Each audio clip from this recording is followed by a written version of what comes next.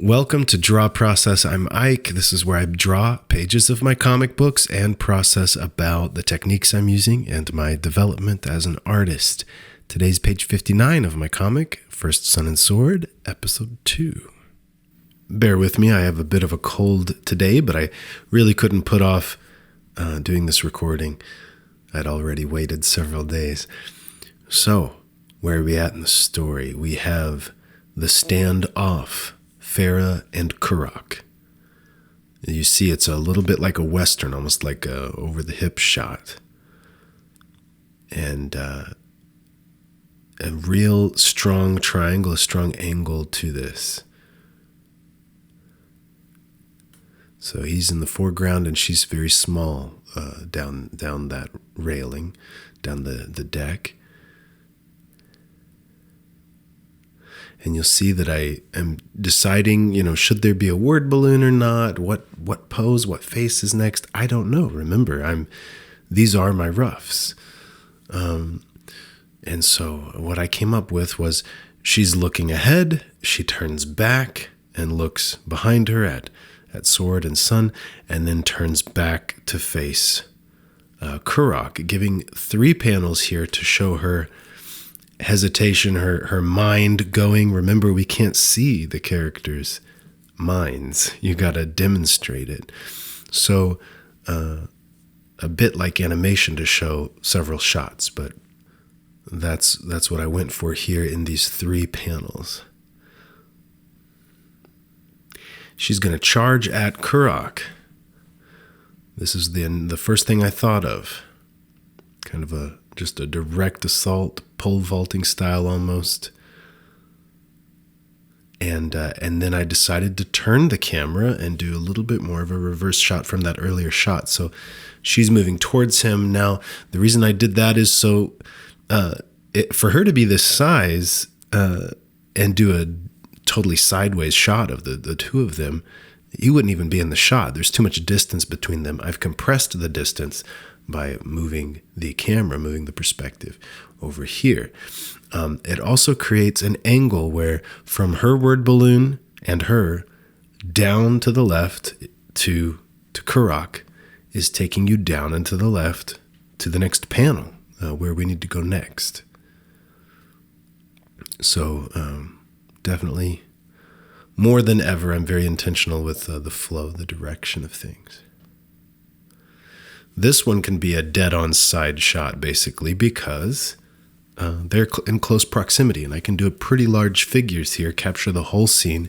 A solid establishing shot where you can see their feet also, really establish where they are in space. And like I've said before, I'm very into physical posing, like making it feel lived, real. And so as I'm drawing it, sometimes I'm standing up, I'm making the pose, I'm doing it in my chair a little bit just to get a feel for how would they be standing right now. I mean, she just charged up and then lunged her spear at him, so she's kind of stopping short. We're going to see a pivot in her hips and her feet. So I've put that into that shot, into that last drawing of her, really giving a lot of life to it. You can see there's a little bit of construction I'm putting in under the figures, but sometimes not enough. I think I've got it, and then I'm like, well, wait a minute. Where's the line of the shoulders? Because this camera's a little low, so the shoulder line's a little higher. So let's bring up that armpit some. Let's make an adjustment. That's rather constant. My camera is all over. And these days, again, to work with flow and so on, we'll have a camera very low here at the water level beneath Currach in that first panel. This face wasn't perfect. I was well aware of that when I drew it. It's just, and you'll see I'm going in and I'm putting more structure in because I realized, well, what's wrong with this face? I've done something wrong. Let me find the midline. Let me find the eye line, the cheekbone. and the eye socket bone going up by the skull. If I find these things, I was thinking, well, maybe I'll figure out what's wrong. Maybe it'll work. And after I did that, I thought, well, it's good enough, because remember, I'm all about speed. I want it to look drawn, hand drawn. This panel, I didn't let it come all the way to the bottom of the tier of the panel next to it. It's really just a cut in so we could see Kurok's face, his expression, his anger, whatever, before the fight starts. Because we haven't been able to see him up close. We saw Farah already. We haven't seen him. And I thought I can squeeze that in right here. And I'll do it like a cut-in panel. There's a pretty tall hill on the skyline that gives me a nice line. Now, some of my decision on camera angle and stuff will be related to backgrounds and environment. I know that I have a high hill, so I'm trying to find negative space, like in the sky, where I can help the characters can kind of pop above the skyline. But I'm also looking for the skyline and the stuff in the background to not intersect them in a tangent, in an odd place, or in a less than well-designed, pretty, good-looking place. So working with that. Now, right now, I'm aware that the light source is up and to Kurok's left, her right. So we're kind of looking at it from the shadow position.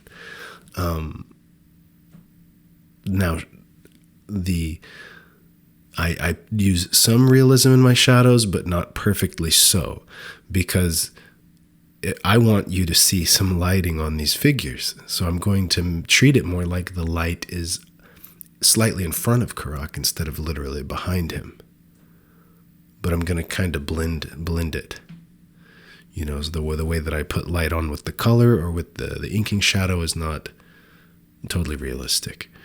But I am following some logic of the environment. And that's by feel. That's what just feels right to me. I used to follow it much more strictly.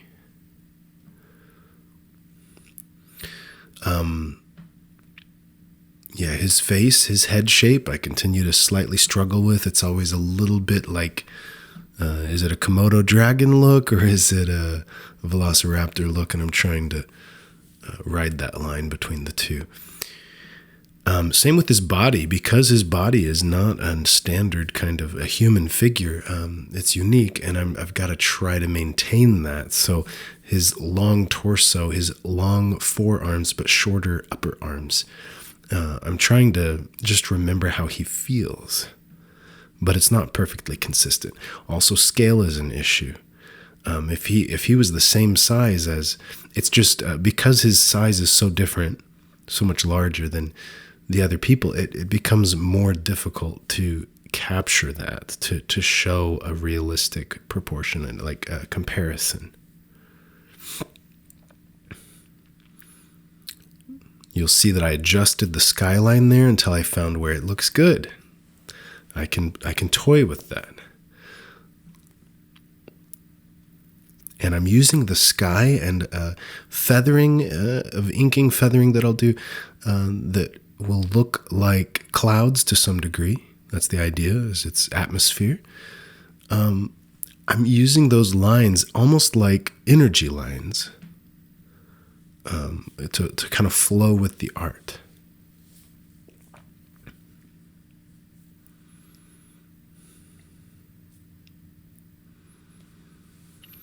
And these, the rough pencils was the earlier part. You'll see I'm going back over the roughs and I'm adding that detail with a heavier pencil, a darker pencil. At first I started to put a boat in the background, but I realized I would rather not distract, and there's no reason for any boats to be out because they've shut down this bay, except for out where it goes to the sea, that is that's being guarded. There's going to be boats ahead of them there. Again, difficult with proportions because he's always like rather hunched, very, he's not going to stand up nice and straight. He's always like hunched down. So it's like, okay, if he was standing up straight, he's quite a bit larger than her. I mean, I'm kind of looking at,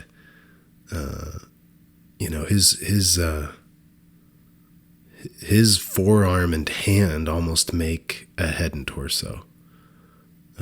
For her or someone else. So I also allowed the spear is slightly looking bent. That's kind of fun, like a nice fun touch I gave it. And you'll see, like I said, I've got her hips pivoted. I'm still trying to work that out to make it look like she's stopping.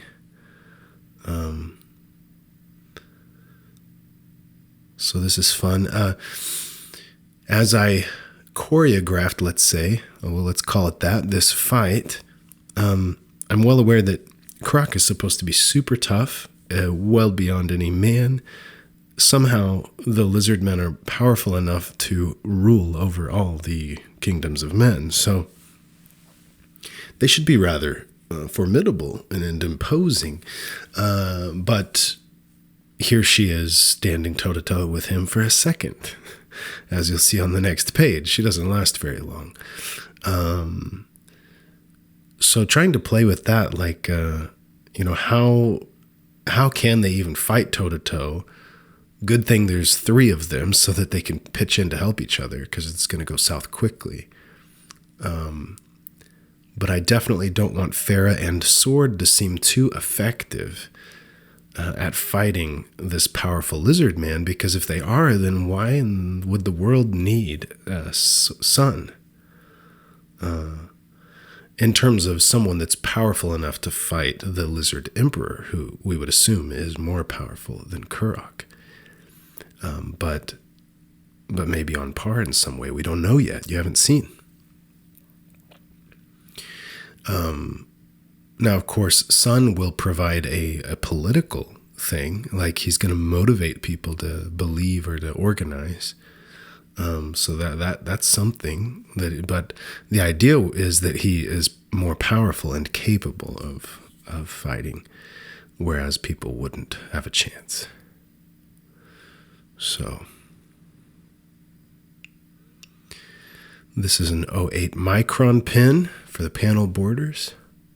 As I answered the other day in the YouTube comment, it's about 0.4 centimeters width, but I eyeball it and I let it vary a little bit. When it comes to panel border or gutters, the width of gutters is what I'm talking about. I do let those vary. If it is, if it's a horizontal, kind of gutter, if it's horizontal and it cuts through everything and it kind of separates groupings, I might go with a wider gutter. But if they're vertical, oftentimes you don't need a very thick gutter for, I feel. It's just too obvious that your eye should, is moving to the right to a new panel. But when you move down to a new tier, a new row of panels, or a new panel that fills the whole row, it seems like it's a little harder for my mind to separate it. So I've seen it done different ways. I've seen people do it like I'm suggesting, and it's very minor for me. Like you'll see these look almost the same, but I do let it vary some.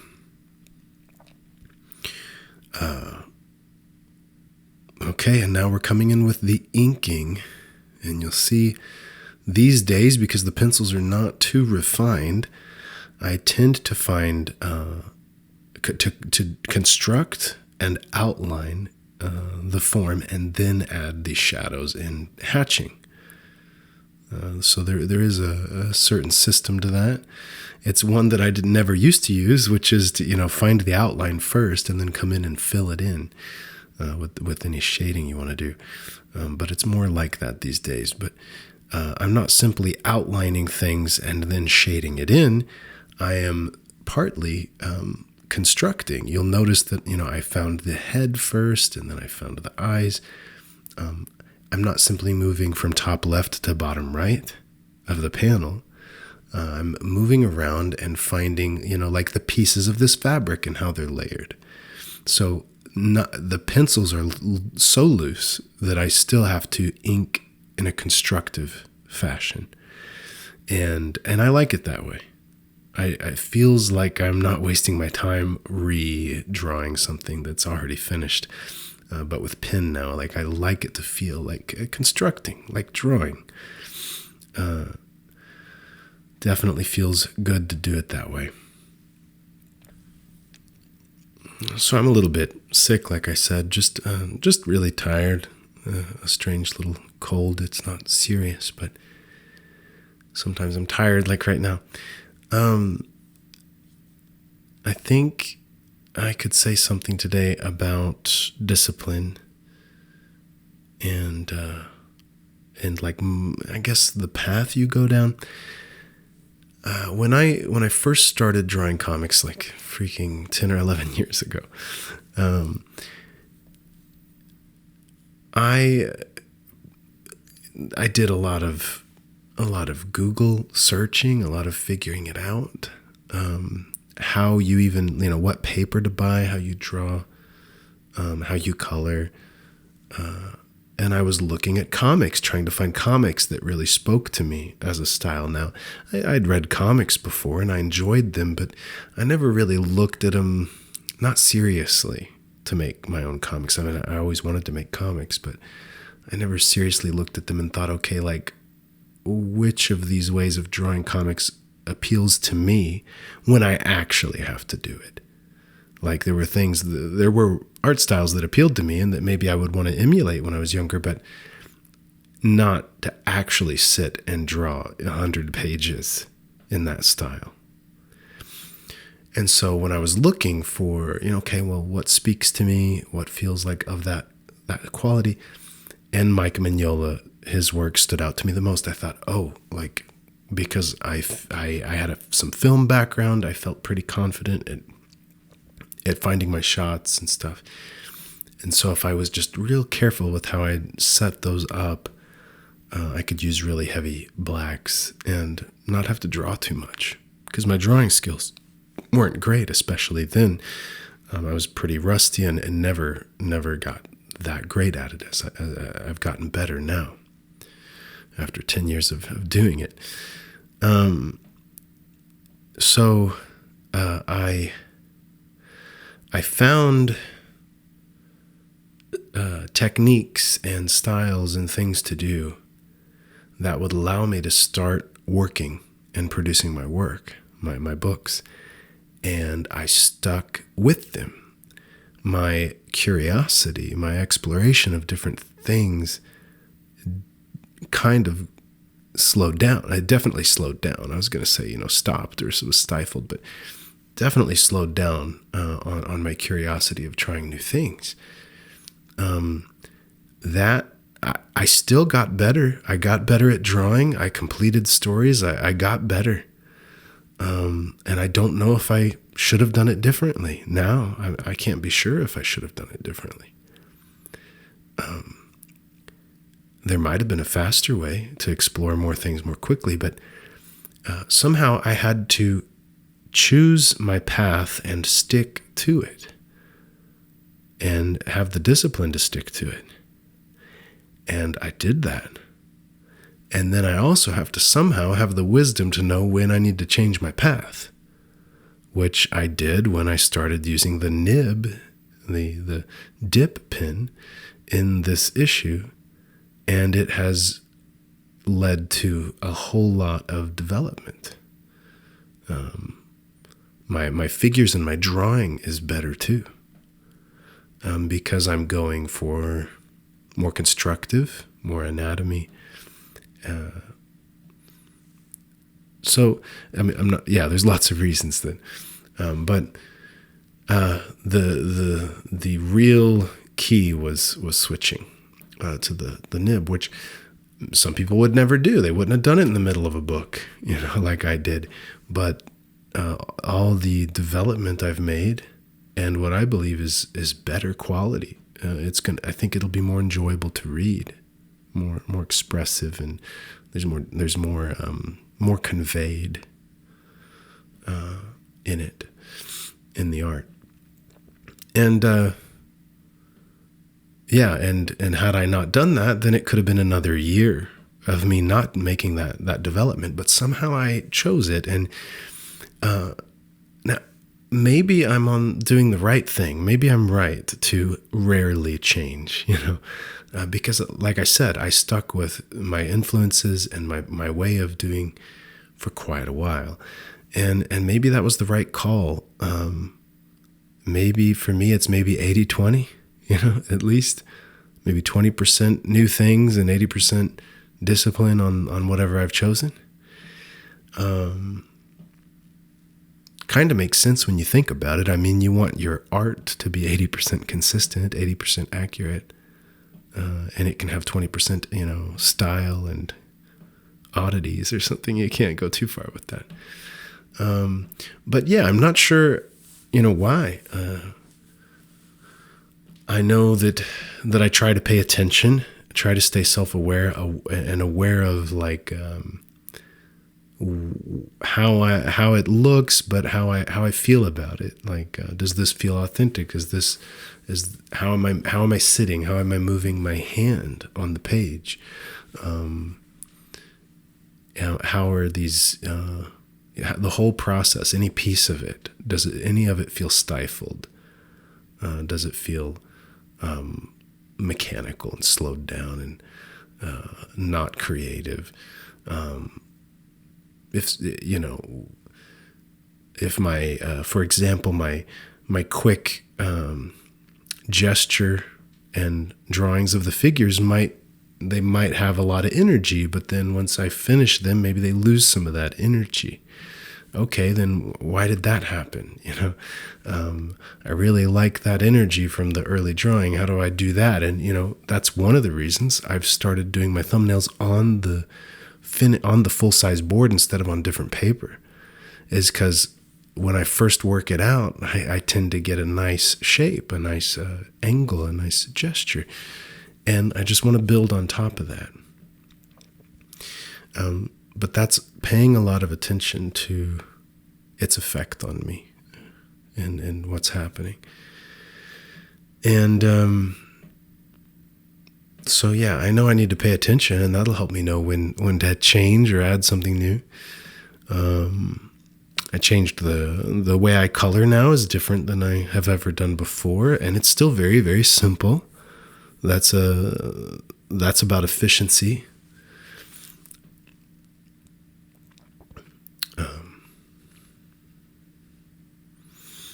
I do think there's something to be said for the number of finished standalone projects, or at least standalone issues that you complete. I think that helps with accelerating your development. When you finish a process, you did an entire issue, let's say, which like standalone issues that I did.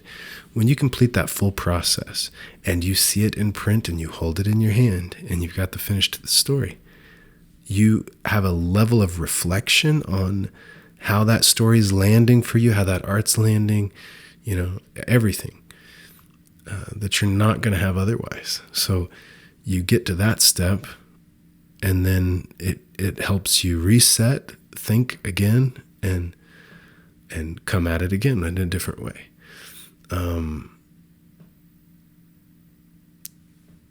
That helps. I adjusted my art style during this book, but it still isn't the same thing as finishing one. Actually, I don't know. I don't think that I finished and had in print episode 1 of this book until I had already completed some of the pages for this one, because I don't think I took a break, completing pages. So there was a period of time where I was drawing this one and figuring out how I was going to do color this time, because I did want to change that. And I hadn't been able to reflect on the book. So maybe it could be that around the time the art in this version started developing is when I had the printed book. I would be curious to know if there was a correlation there. That's the kind of curiosity that I'm talking about. That's good to have.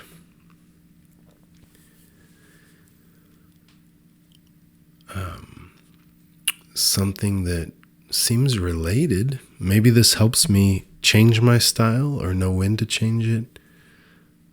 Or it might help me reflect more accurately on my development.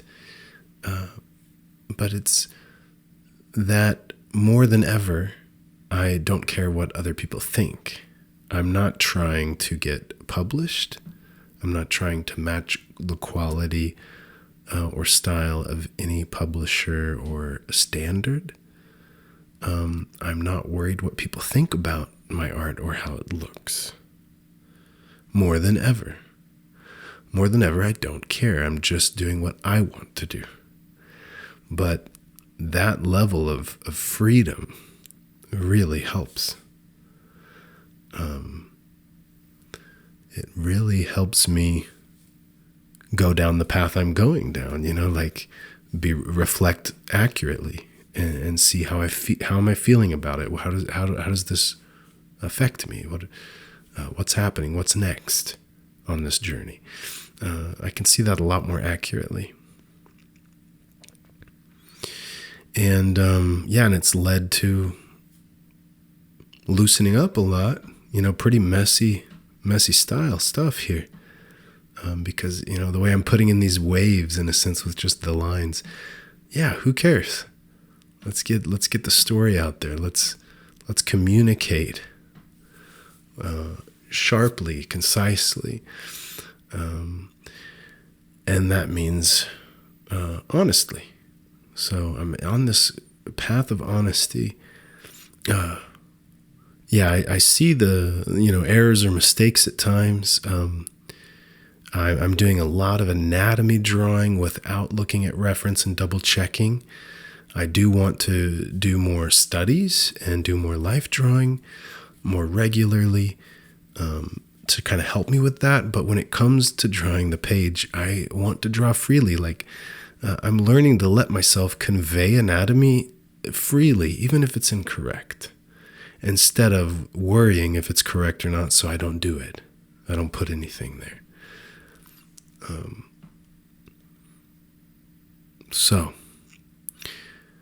And I'm definitely using shadow to add weight, hatching lines and shadow to add weight to figures, like when he's in the foreground, I wanted more weight under him, so I'm putting in more lines.